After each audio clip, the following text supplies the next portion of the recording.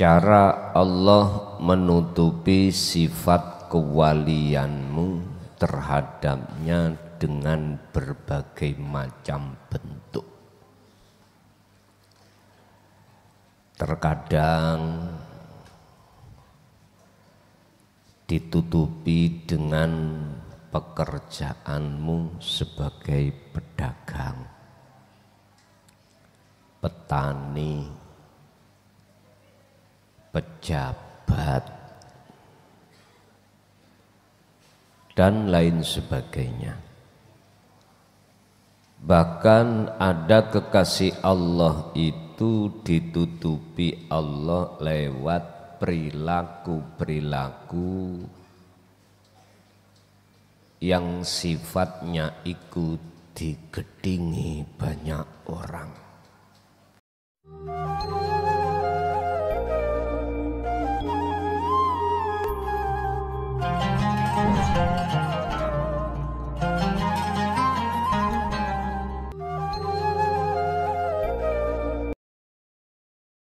Ada yang tanya? Monggo.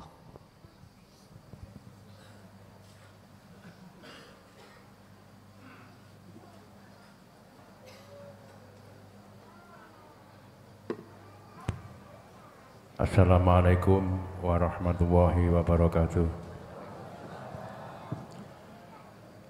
Ngapunten saderenge Gus, niki kula mewakili rakyatan kula.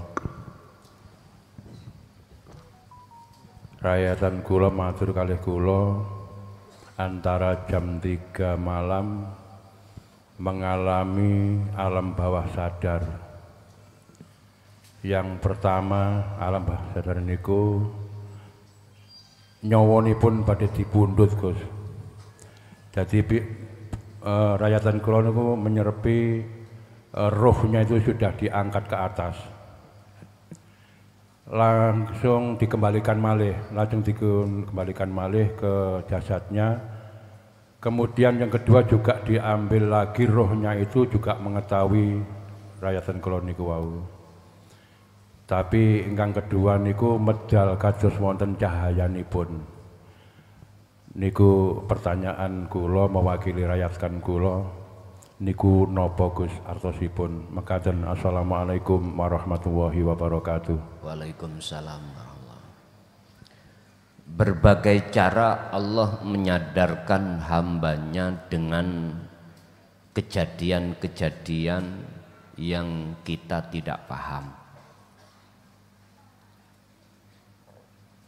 sehingga menjadi hamba yang sadar untuk tawajuh terhadap Allah. Ini bagi kita yang sementara menolak tentang dinut tauhid. Caranya Allah menyadarkan kita macam-macam. Kadang-kadang kita mimpi kiamat, akhirnya sadar.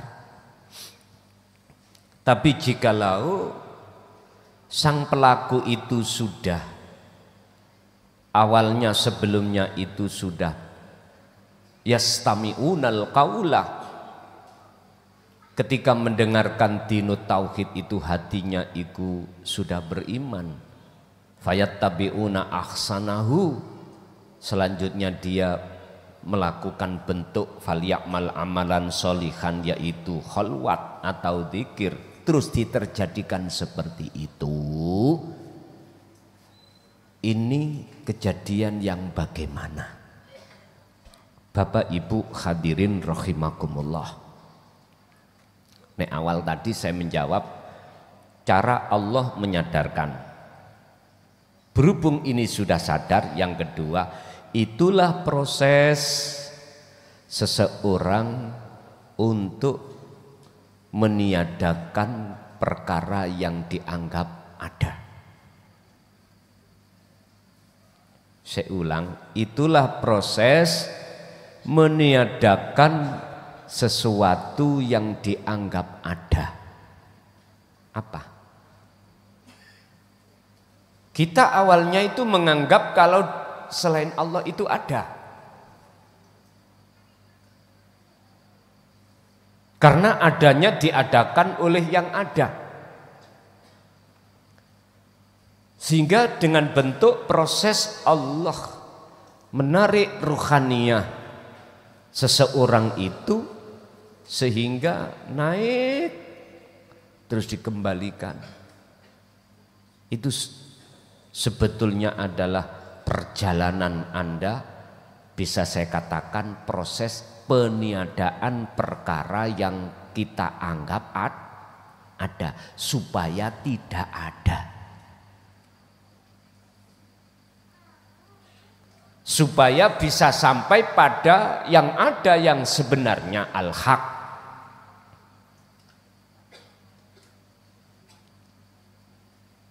Motivasi saya, jangan takut.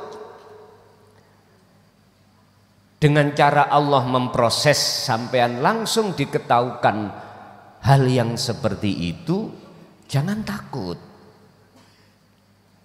Jangan takut enggak kembali. Karena itulah memang proses perjalanan si salik ketika suluk menuju kewusulan pada Allah.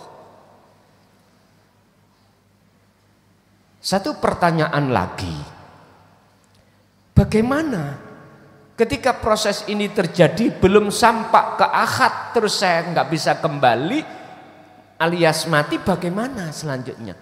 Jangan khawatir, itu urusannya Allah sendiri. Saya qulunal ladzina qalu udkhuluha bisalamin aminin. Allah sendiri nanti yang memperjalankan dirimu langsung, kan lebih enak. Mengapa harus takut, Bapak Ibu? Tapi satu hal yang harus kita ketahui, selama hati ini ada keinginan untuk mendekat dan bertemu Allah, sepanjang zaman namanya nafsu nggak akan ridho. Akhirnya dengan berbagai cara nafsu menanamkan dan membisikkan terhadap hati kita fi sudurin nas, itu biar kita tidak terus berjalan. Ditakut-takutilah, akhirnya jenengan ada pertimbangan, garwaku sik enom, anakku sik cilik-cilik, macam-macam. Pak, Bu, kita harus tahu yang namanya kematian pasti terjadi. Dan itu tidak Allah terjadikan tatkala belum waktunya. Laksana orang yang hamil, walaupun mohon maaf belum waktunya babaran alias melahirkan, ngedeno ya apa tetep ora iso metu. Apa ya bahasa insani ngedeno ya Pak. Wato kaya apa Anda tetep si jabang bayi tidak akan mau keluar. Tapi jikalau sudah waktunya, tahanan kaya apa ibu iki sing bisa merasakan. Ning weteng iku ada istilah bahasa MUMU LL matani S, mules. Nggih Bu nggih? Mules. Akhirnya ya wat itu akhirnya. Ya sudah. Walaupun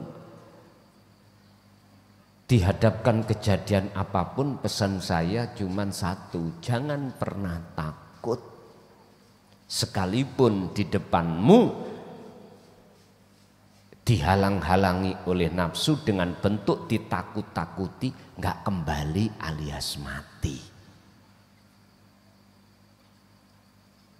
Udah, itu aja. Jadi itu Pak, itulah proses si salik ketika suluk menuju kewusulan yang Allah perjalankan langsung, mata batin ibunya tadi mengetahui. Kemarin kami jelaskan pasal 165 terkait dua cahaya. Ada cahaya yang ada di dalam alam mukasyafah, ada cahaya di dalam alam musyahadah. Disebut kasaf suwari dan kasaf maknawi. Kasaf yang ada, nur yang ada di kasaf suwari di alam mukasafah itu enggak penting. Tapi jikalau Allah menterjadikan kados ibu tadi, ya sudah, kita nikmati aja. Yang berpenting adalah kasaf maknawi, artinya nur makrifat yang Allah nyalakan di alam musyahadah hati Anda. Semua para sisalik, calon kekasih Allah itu hanya meraih, yaitu kasaf maknawi, yaitu nur makrifat yang dinyalakan Allah di dalam alam musyahadah hati panjenengan. Iku bukan di alam mukasafa yang kita sebut kasaf suwari. Ada lagi? Assalamualaikum warahmatullahi wabarakatuh. Matur suwun Gus, terima kasih atas kesempatan masuk TV. Pertama-tama saya sampaikan bahwa saya insya Allah akan selalu mengingat Gus. Pesan dari Gus Mukhlason hari ini, saya tidak akan bilang-bilang kalau saya seorang wali, Gus. Karena memang nggak ada keturunan wali, Gus.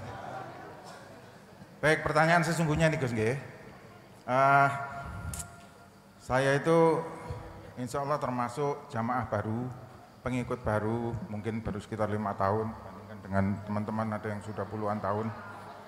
Sekitar 5 tahun yang lalu itu saya pertama kali jatuh cinta dengan pelajarannya Gus Son. Itu adalah dengan Sirul Asror yang demikian saya anggap sangat penting dalam perjalanan hidup saya, di mana inti dari ajaran ini kalau nggak saya salah Gus bahwa kita itu meleburkan diri, menghilang semuanya, tidak ada kecuali hanya Allah.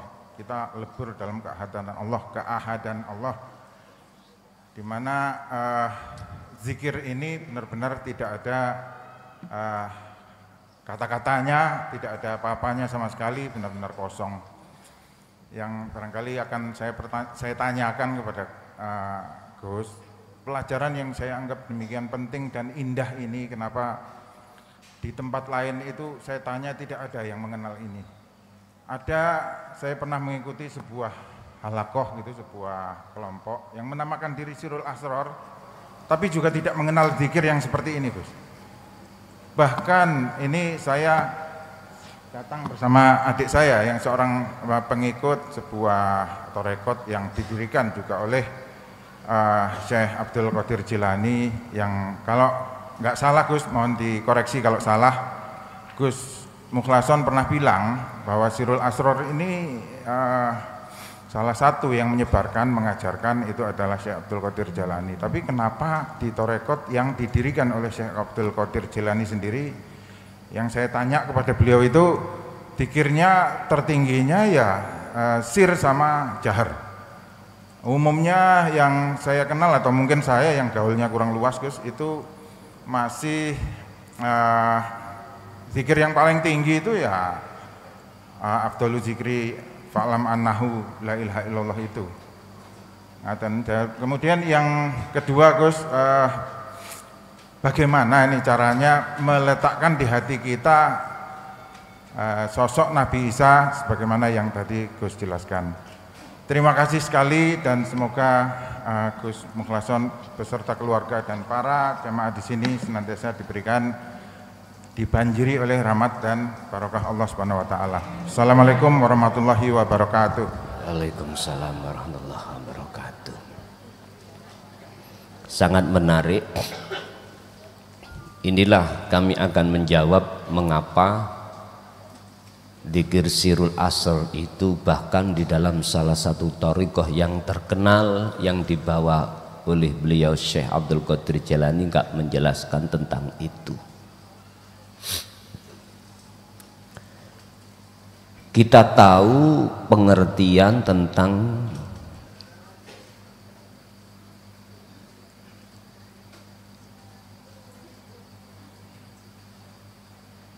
fa'lam annahu la ilaha illallah.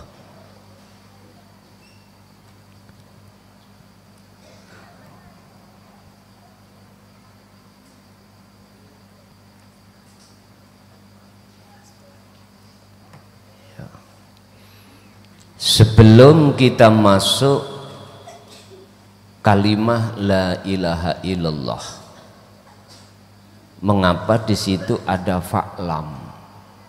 Ini adalah kata perintah. Fa'lam itu, pahamilah, hayatilah tentang maksud dibalik la ilaha illallah itu apa. Berhubung kebanyakan kumpulan-kumpulan para kekasih Allah terdahulu itu menyampaikan dengan gaya isyarah, akhirnya banyak yang nggak paham, sehingga ada istilah bahasa dzikir sirri ai khofi. Itu sebetulnya masuk, tapi nggak dijelaskan dengan terang-terangan karena memang sikon.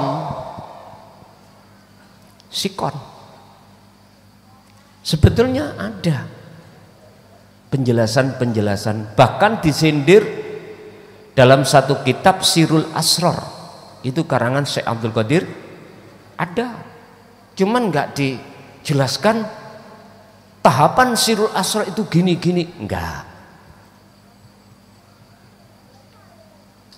Mungkin itu memakai bahasa yang lebih balik, sehingga banyak di antara kita sebagai umat ini gak paham. Kalau bahasa saya kan gak bahasa balik. Bahasa balik itu bahasa yang paling tinggi. Bahasa kula sederhana. Makanya saya berani untuk menjelaskan dengan bahasa sederhana. Ini dikuatkan di dalam Al-Qur'anul Qadim. Pada saat itu nggak berani buka Al-Qur'anul Qadim. Yang dibuka adalah Al-Qur'anul Karim. Lah, Al-Qur'anul Qadim ini adalah wahyu yang mengartikan tentang masalah tersirat. Lah, tersirat itu ada di dalam Al-Qur'anul Karim yang terkenal wahyu Allah secara Qur'aniyah, dan juga tertampil di dalam kauniyah, ayat-ayat yang tercipta. Makanya kita sering sebut sebagai ayat yang tersirat. Ya niki. Jikalau sedikit saja kita melihat isi di dalam Al-Qur'anul Qadim, pasti ketemu. Oh iya, jangan bukalah di Quran itu, mengapa harus ada la ilaha illallah, la ilaha illahuwa, la ilaha illa anta, la ilaha illa ana. Ada apa? Kok gak la ilaha illallah tok?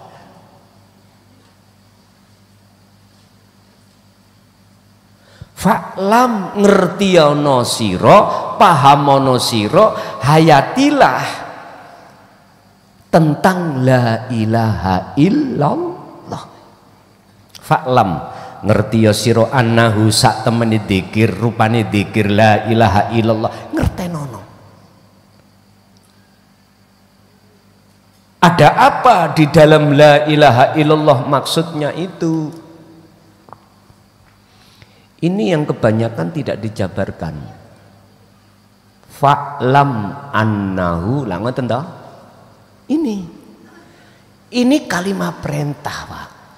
Artinya sebelum Anda mengamalkan la ilaha illallah harus tahu duduknya itu antara nafi dan isbat, itu harus tahu.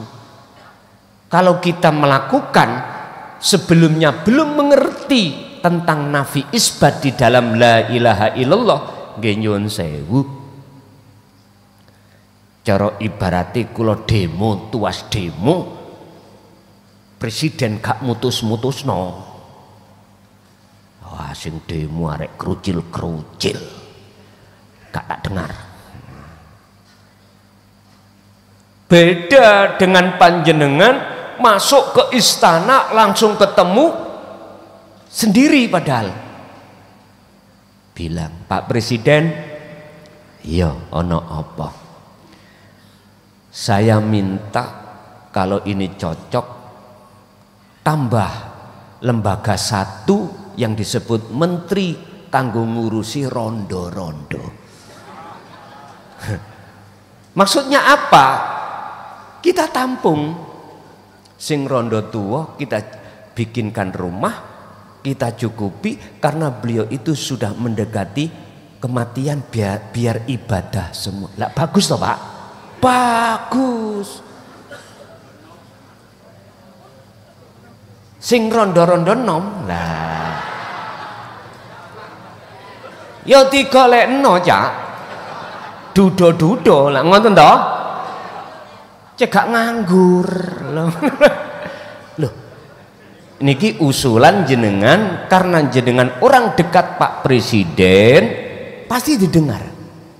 Daripada saya tiap hari demo gak didengar, saya orang jauh gak dikenal. Lebih didengar jenengan sekalipun sendiri. Akhirnya oke, bikinlah Pak Presiden Menteri Perondoan. Ya. Loh, bagus loh Pak ini, bagus. Akhirnya Bapak Menteri ini punya staf di seluruh wilayah ada, mendata, mensensus mana rondo-rondo tua, kita bikinkan fasilitas dan kita lewat APBN kita jamin beliau-beliau itu dalam kehidupannya supaya fokus terus beribadah. Bagus Pak nih.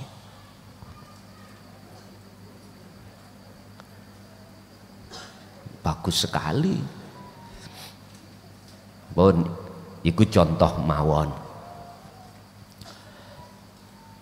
Jadi ketahuilah terlebih dulu bagaimana maksud la ilaha illallahnya itu kemana. Loh, di situ loh Pak, nanti akan paham tentang maksud la ilaha illallah anta wa ana.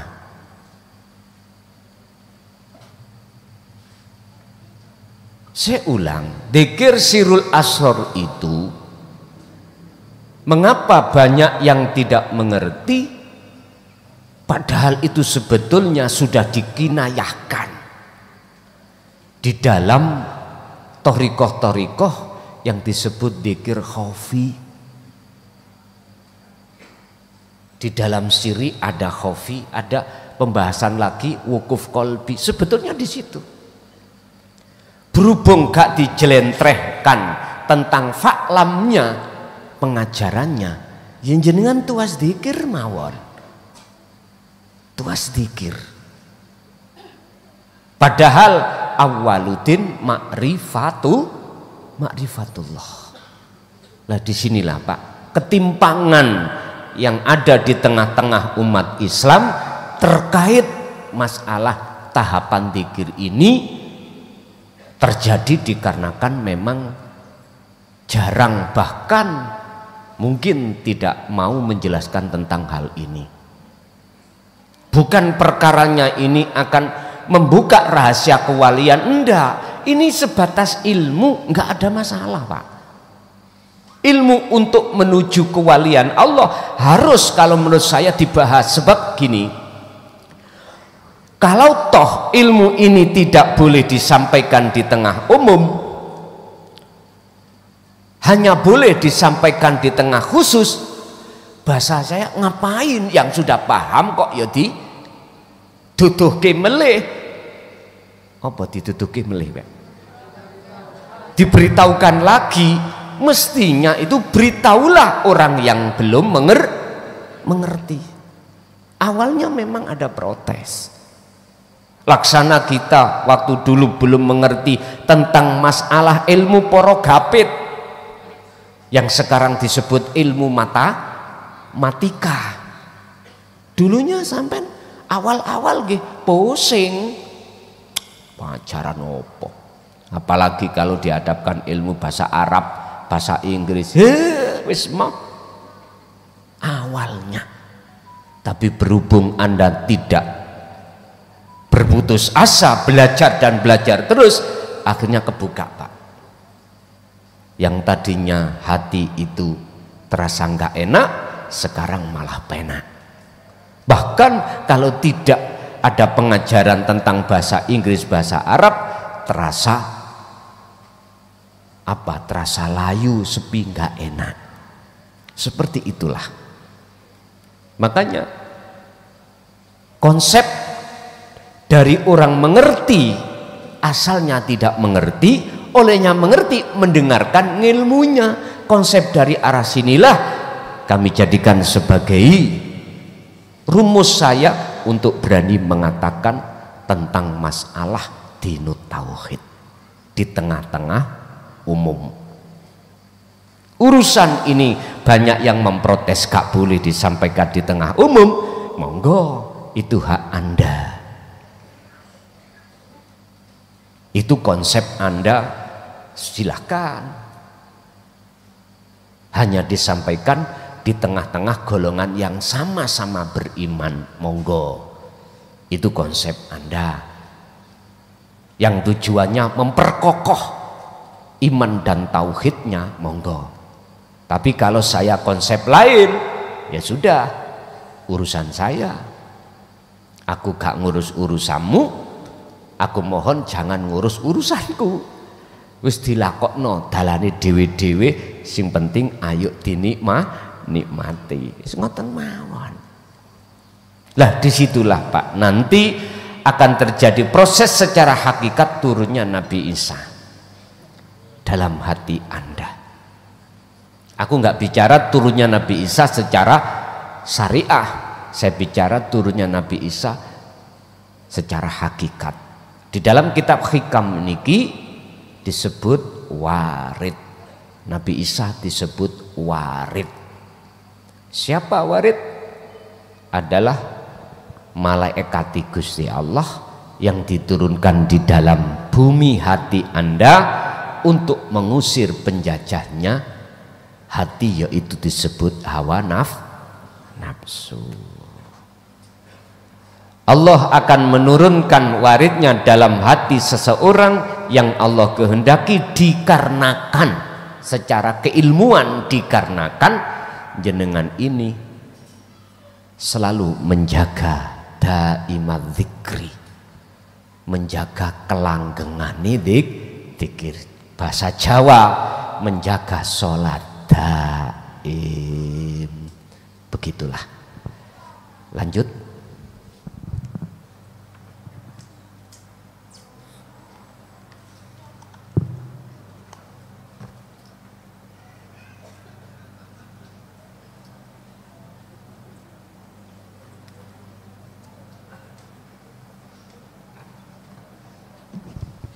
Wedi wis kate takon.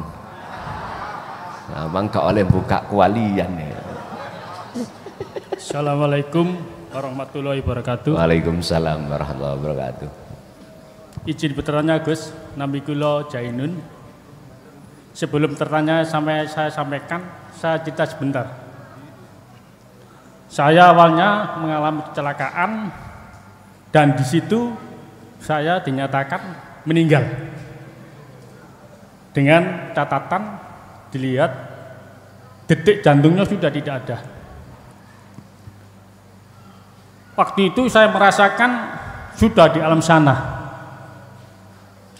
Saya di sana berjalan-jalan, Masya Allah, jalan sebegitu baiknya tidak ada sampah satupun.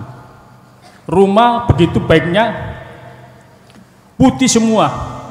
Dan di situ saya berjalan masuk rumah, tapi di rumah ada suara yang mengatakan, kamu rumahmu belum ada nomornya dan kamu harus kembali. Akhirnya dengan izin Allah saya siuman lagi. Lanjut dengan pertanyaan saya, beberapa hari saya mimpi juga saya meninggal dunia juga. Amit sewu. Pada kejadian itu jenengan pun nampi dino tauhid belum? Mohon maaf, saya dulu memang pernah ikut di Torekoh. Oh nggih, lanjut. Jadi saya merasakan meninggal, tapi di situ seolah-olah saya itu tahu semua orang yang melayat saya, memandikan saya. Dan suatu ketika saya dimasukkan dalam keranda, tapi tidak selayaknya saya diangkat orang 4, Gus. Saya diangkat saya sendiri. Yang mangkat saya sendiri. Dalam pertanyaan saya, Masya Allah, kok aku dewe sing ngangkat? Pertanyaan saya, apakah itu merupakan proses? Kalau memang proses, menuju kemana? Matur suwun, mohon maaf. Assalamualaikum warahmatullahi wabarakatuh. Waalaikumsalam warahmatullahi wabarakatuh. Qad khasiral ladzina kadzdzabu biliqa'illah hatta idza ja'atuhum baghdatan.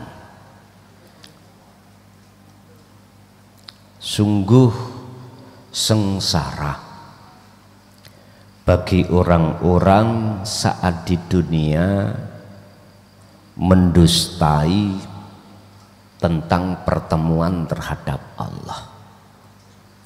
Hatta idza ja'athumus sa'atu baghdatan.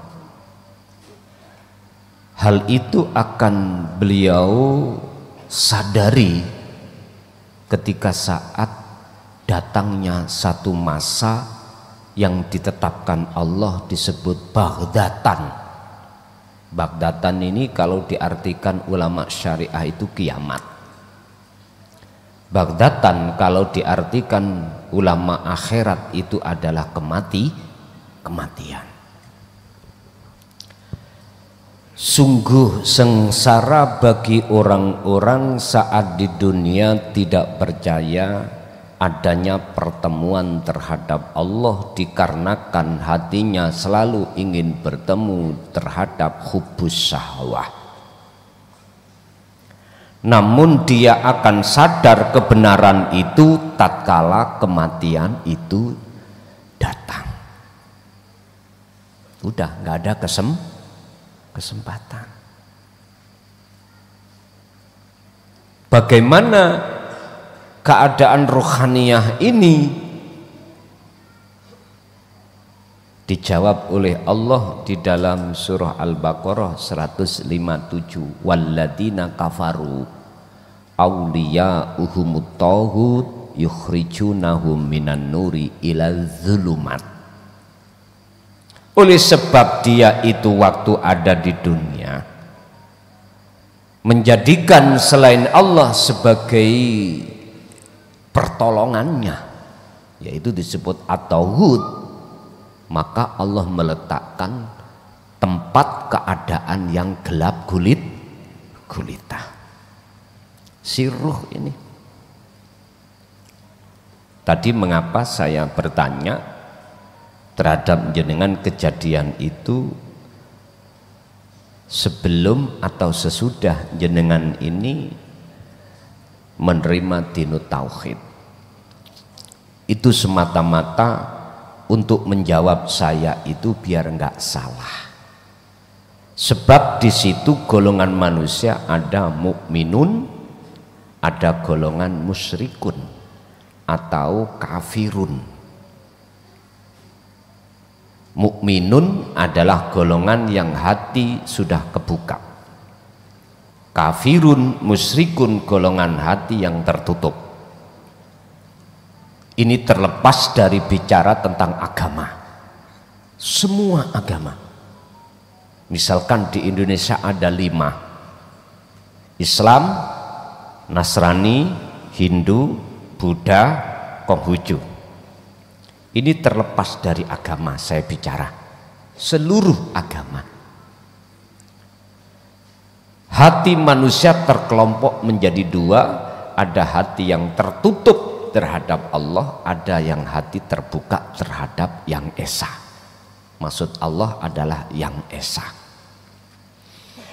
Kalau ini terjadi pada seseorang yang masih hatinya klebu, kegolong, golongan kafirun, berarti ini sifatnya mundirun, peringatan untuk menyadarkan kita. Allah memberikan kesempatan supaya kita sadar diterjadikan seperti itu. Tapi kalau ini mukminun sebagai faedah, li faedah taukid, penguatan atas kebenaran yang mestinya wajib kita raih, yaitu tadi apa? Notoke derajat di ma'ata Allah, ghayatal adimah, notoke derajat di mata Allah, apa? Ihsan. Jikalau ini terjadi pada hati jenengan yang sudah ihsan, maka jenengan dimasukkan dalam satu bab yang kami sebut mutu qoblal maut. Kalau kita masuk di dalam bab hikam, idfin wujudaka fil ardil khumul. Inilah perintah Anda mati sebelum datangnya kematian, atau pendemen rasa keakuan diri sebagai makhluk dalam segi apapun di dalam bumi khumul atau bumi kesunyian, otomatis jenengan wajib membawa sirul asrar. Baru ini terlaksana. Idfin mendemo siro wujudaka ing kewujudan iro makhluk fil ardil khumuli ing dalam bumi khumul atau bumi kefanaan.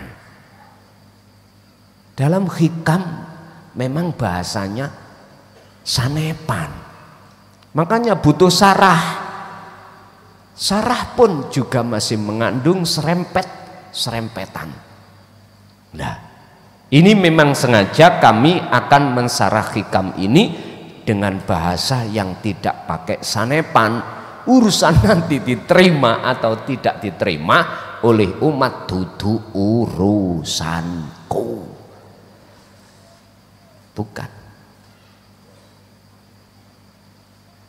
Ya tamidu, sengaja itu kami lakukan semata-mata membuka kefahaman panjenengan dalam satu makalah atau bagaimana itu, bukan karena kok cik kendele, ndak. Coba lihat siapa di balik kami itu.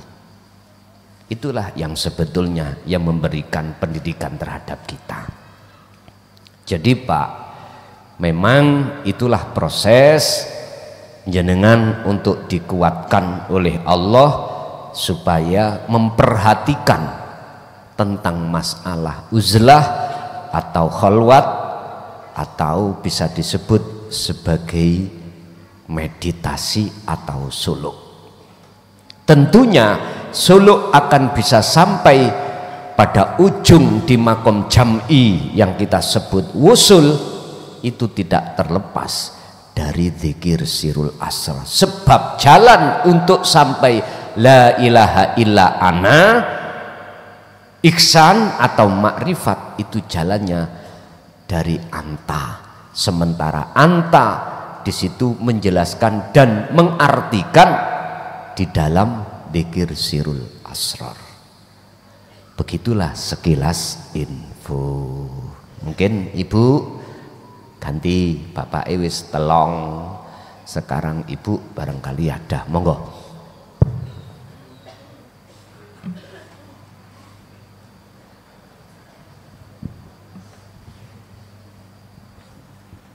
Assalamualaikum warahmatullahi wabarakatuh. Tanglet Gus, saderengipun kula kan mantun kesusahan. Nah, cacak kula niku meninggal. Sebelum meninggal niku kurang 1 minggu niku pesen ten kula kengken ngajak putrine ngaos ngoten. Niku napa termasuk amanah. Terus sing malih niku angsal 2 minggu mimpi niku dateng. Terus nyalami dulur-dulur sedanten, disalami sedanten. Terus kula tanglet. Lho sampeyan lak wis mati.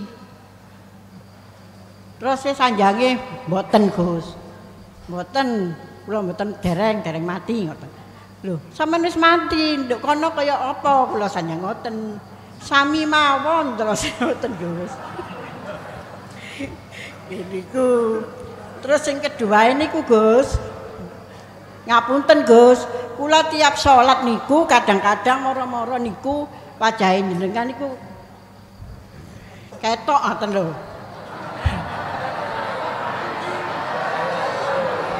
Nggih, kadang-kadang ketok. Padahal kula niku sing riyen-riyen sadurunge ngaos mriki, kula lan kan pun tumut rekod sampai numbas fotone mursite. Niku masih kula bayangaken niku mboten saged ketinggal ngoten Gus. Lho, jenengan kadang-kadang kok ketok lho, ya apa iki? Ngoten niku napa? Napa artine Gus?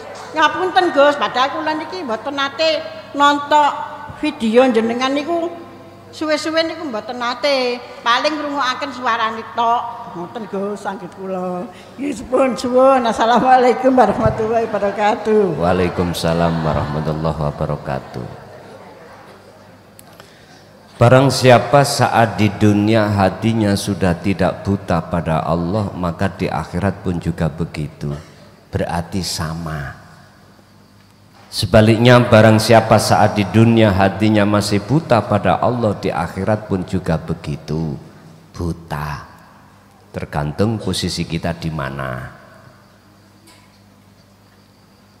Kalau derek sampean saudara jenengan itu waktu di dunia itu sudah tidak buta terhadap Allah, maka ya sama, nggak buta. Ini Quran loh Pak, surat Al-Isra ayat 72. Terus tanda kalau hati sudah tidak buta pada Allah paling rendah loh. Cara bahasa makrifat itu paling rendah. Ningati sampean itu ada satu rasa satu iman, apa yang terjadi pada diri Anda sumber sing gerakno hanyalah Allah, itu paling rendah. Sebab dengan begitu Anda tidak akan pernah ngaku kalau ini aktivitas Anda. Inilah yang dimaksud Kanjeng Nabi, sok iku umatku pasti mengalami jihadul akbar, perang yang geden-gedenan. Itu melawan nafsu. Inilah nafsu yang sudah jinak. Ini nafsu yang sudah jinak. Itu minimal paling rendah di situ. Fa'ilam takun taroh. Apabila kau tidak bisa melihat wujudnya Allah, ya kau merasa kalau selalu dilayani oleh Allah. Lah itulah paling rendah. Makanya dikenalkan Sirul Asr itu prosesnya dari situ. Kalau jenengan ini berzikir bentuk apapun zikir jenengan, apakah la ilaha illallah, apakah la ilaha illallah, apakah istighfar ataukah sholawat, semua baca Quran termasuk zikir, ini tidak akan bernilai di mata Allah manakala tidak Anda sertakan Sirul Asrar. Titik. Bapak Ibu hadirin, itu wasiat Bu, namanya wasiat, lebih daripada amanah.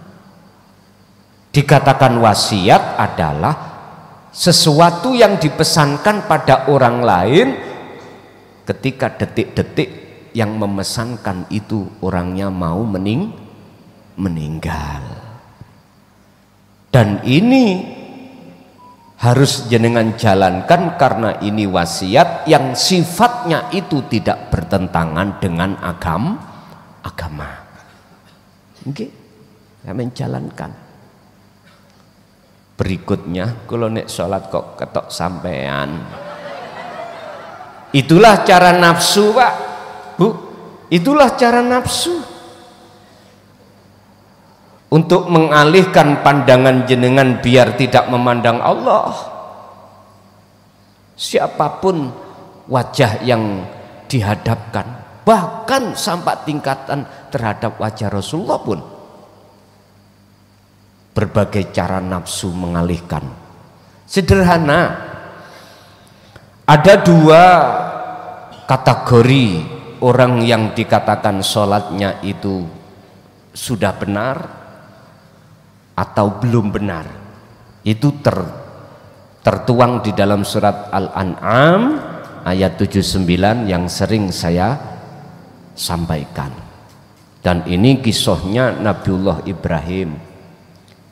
Dalam ayat 78-79 ini manusia masih melihat, memandang terhadap makhluknya, sekalipun lewat sifat atau nama. Diisyarahkan bulan, bintang, dan matahari. Dan di dalam ayat itu dijelaskan, jikalau beliau bukan termasuk orang yang Allah pilih, maka Allah biarkan sesat Nabiullah Ibrahim itu dengan bentuk selalu menyembah bulan dan matahari. Dalam arti kita dalam hati selalu beriman, yang berafal, yang beraktivitas adalah makhluk. Itu maksudnya di situ. Sehingga diperjelas dalam surah 79 itu, ini wajah tu wajah. Sesungguhnya ku hadapkan wajah ruhku terhadap wajah Allah. Terus di dalam itu ada pengertian dari sifat wajah tu. Apa? Lilladzi fataras samawati wal ard. Sifatnya wajah tu maksudnya adalah wujudnya Allah adalah fataras samawati wal ard, isinya langit dan bumi.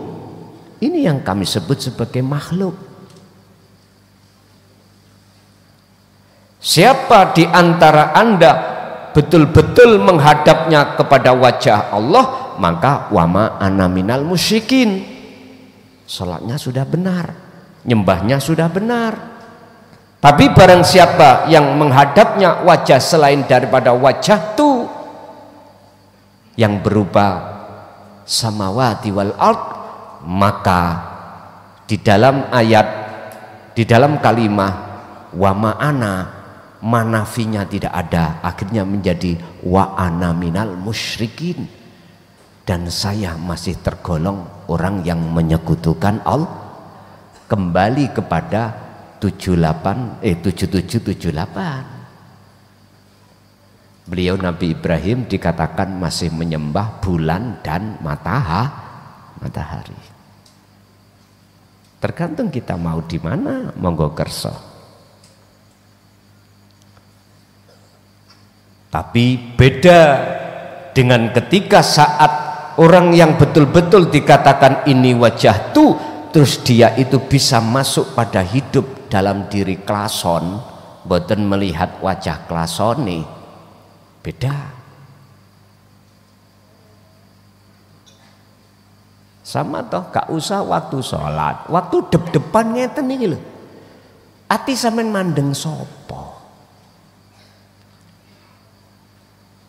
Rumus mengatakan fi kulli mukawwanat, iku ing dalem saben-saben makhluk. Di situ dikatakan khafiyun, utawi ono sesuatu yang samar. Ditegaskan ai hayyun, itulah hidup. Wahwa utawi hayyun iku wujudullah. Ini caranya untuk menghadap, harus pakai rasa. Harus ada wasilah yang disebut dzikir, yaitu sirul asr, baru bisa sambung antara wajah jenengan urip, wajah jenengan ruh dengan hidup pada diri saya klek pun. Kalau begini nggak ada masalah Pak Ibu. Kalau jenengan iku mandang makhluke, jangankan wajah saya, wajah Rasulullah pun jenengan misalkan itu masih ke buku alam mukasaf. Hati-hati. Makanya saya tidak akan pernah mendidik tentang robitoh, penghadapan wajah ruh sampean ikut terhadap makhluk, nggak pernah. Nggak pernah. Justru saya menekankan terhadap panjenengan harus berobitoh langsung terhadap Allah. Ini tidak akan bisa terlaksana dan terjadi jikalau hatimu tidak memfungsikan sirul asrar. Siapa yang menolak tentang pengajaran pemfungsian daripada sirul asrar, jangan harap robitoh Anda akan benar. Udah, titik. Saya tidak berniat untuk mengureh-ureh tatanan-tatanan di kelas yang sebelumnya. Enggak. Saya cuma menegaskan tentang penghadapan atau sering kita sebut robitoh itu hanya untuk Allah, atau tawajuh hanya untuk Allah, ruhaniyah. Kalau jasmaniyah silahkan mungsuh jasmaniyah, tapi ruhaniyah harus terhadap hidup itu sendiri. Mekaten Bu. Ada lagi Ibu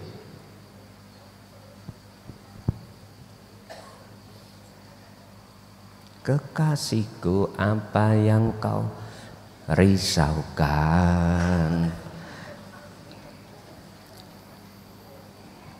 Kerjamu hanya melamun. Assalamualaikum warahmatullahi wabarakatuh. Waalaikumsalam warahmatullahi. Niku wau Gusti sanjang lek secara hakikate Nabi Isa kalih Dajjal niku sanepan nggih Gus. Nggih. Niku kadang lek napa sing dimaksud niku pikiran-pikiran elek, kehendak-kehendak elek sing muncul wonten jerone diri niki ngejak berbuat sing mboten bener, tapi nggih mengke muncul malih pertentangan-pertentangan napa perlawanan-perlawanan, kok lakoni po enggak, kok lakoni po enggak, dan pada akhirnya saged mboten nglampahi sing elek-elek niku. Napa niku sing dimaksud Dajjal ketekok matek kok Gus? Nyuwun penjelasanipun. Assalamualaikum warahmatullahi wabarakatuh. Waalaikumsalam warahmatullahi wabarakatuh. Iradatus su aisyah, kehendak-kehendak yang tidak baik atau maksiat itu tergantung kita mengatakan kehendak yang tidak baik yang bagaimana. Sebab mohon maaf, di dunia syariat itu berbicara kehendak tentang yang dilakukan fisik, melanggar aturan-aturan hukum fisik, nyolong atau menyakiti orang, itu kan kehendak elek. Ini konteksnya secara syar'i. Tapi kalau konteksnya secara hakiki, mana kehendak yang disebut kehendak yang jelek? Sederhana. Apa? Dalam hati kita masih ada iman. Apapun yang terjadi itu masih punya iman yang melakukan, bisa menjalankan itu makhluk. Berbicara tentang kehendak itu dalam hati, contoh, jangankan bicara maksiat secara syariat, taat secara syariat aja bisa dikatakan kehendak yang jelek di mata Allah. Contoh, ketika Anda mempunyai kehendak melakukan sholat, ini dikatakan kehendak yang jelek, lihat. di mata Allah. Manakala dalam hati kita itu mengakui itu kehendak kita. Kalau kehendak itu sudah kita akui, otomatis pempraktekan kehendak, wujudnya kehendak yang disebut takdir sholat ini, pasti kita juga mengakui kalau kita yang melakukan. Apalagi kehendak jelek miturut syariat. Wong kehendak baik miturut syariat aja belum tentu itu baik di mata Allah.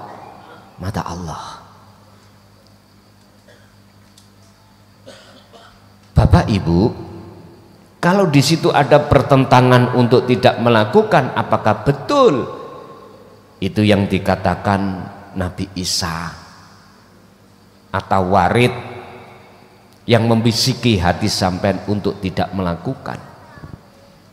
Jawaban saya tergantung posisi hati sampean ini, golongan ahli hijab atau ahli suhud, golongan hati yang memandang makhluk atau golongan hati yang memandang Allah. Kalau golongan hati yang memandang makhluk, nggih mohon maaf, sampean harus ingat dawuh Allah dalam satu ayat yang mengatakan bahwasanya nafsu itu membikin dan memoles bahwasanya kehidupan dunia itu dijadikan seakan-akan kekal dan menjanjikan. Ini sampean harus paham tentang satu ayat yang mengatakan bahwasanya nafsu membikin kehidupan dunia ini terasa kekal dan menjanjikan semata-mata supaya jenengan lalai terhadap kehidupan yang sebetulnya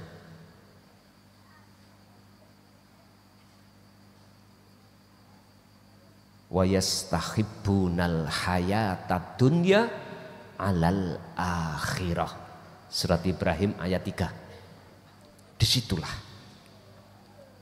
jikalau tetap Anda nggak percaya, terus berjalan si salik nuju nanggone kewusulan Allah, nafsu tidak akan berhenti. Wa yasudduna an sabilillah, Anda akan dihalang-halangi oleh nafsu itu supaya Anda tidak jadi sampai kewusulan pada Allah. Tapi jikalau kehendak tadi saya sikapi dari sisi ahli syuhud, maka betul Bu, itulah warid atau Nabi Isa yang telah memberikan atau bisikan khatir terhadap hati Anda untuk meniadakan selain Allah. Nggih, masih ada Ibu?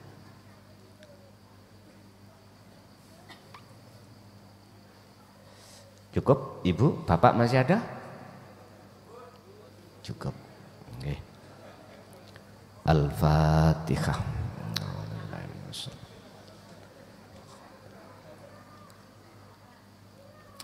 Akhirul kalam. Assalamualaikum warahmatullahi wabarakatuh.